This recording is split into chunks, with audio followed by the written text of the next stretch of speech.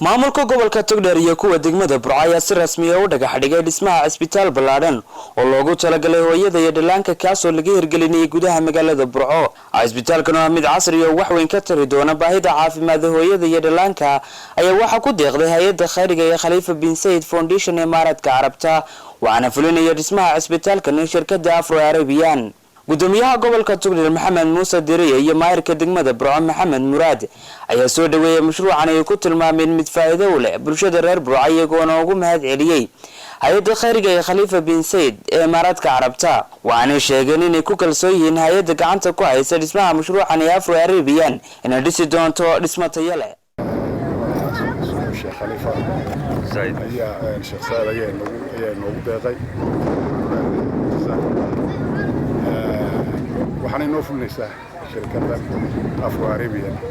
waan loo fahmaanaa waan ku boornaynaa waxaan ugu tartiibinayaa si dhaqso ah hawsha laabtaan aan ugu faa'iideysan doonaan quraacda Soomaaliya agaarkayga halkan waxaan dhagax dhignay cusbitaal hooyada iyo dhallaanka loogu talagalay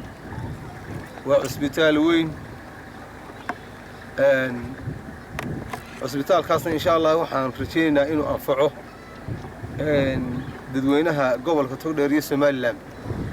uu dhismi doonaa Ilaahay subhanahu wa ta'ala waxaynu ka baryaynaa inuu anfaco ummadda si dhib yarna oo hawshiisa noogu dhamaato.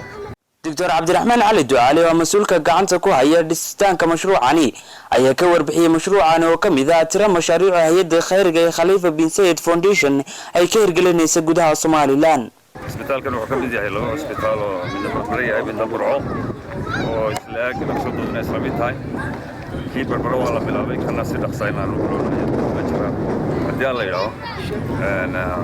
mashruuca iyo mashruuca kale oo qaasada biyaha u badan ama ha noqoto Burco ama ha noqoto Hargeysa ama ha noqoto Gabiley oo Imaaraadka khaasatan ninka shaqada xukuumadda imka joogo shaqada Khalifa al-Nahyan ay ka mid tahay sidoo kalena waxa goobjoog ka ah dhagax dhigitaanka isbitaalkani loogu talagalay hooyada iyo dhallaanka Maxamed Ismaaciil Yaasiin iyo Rashid Xasan waxay soo mas'uuliyiinta shirkadda Afro Arabian ee gobolka Togdheer wa Khalid Bakeele shabakada caalamiga iyo Itiraf News Burco.